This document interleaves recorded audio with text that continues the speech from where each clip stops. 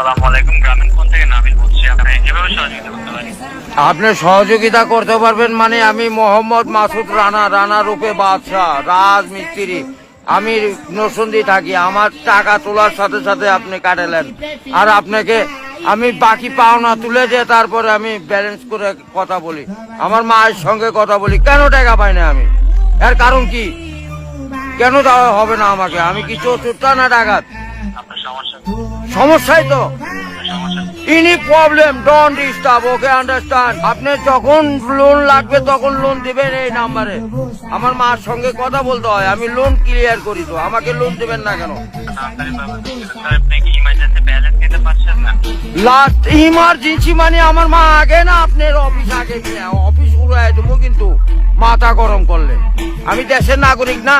যখন আমি ব্যালেন্স আপনার থেকে লোন চাবো, চাওয়া মাত্র এই নাম্বারে দিবে।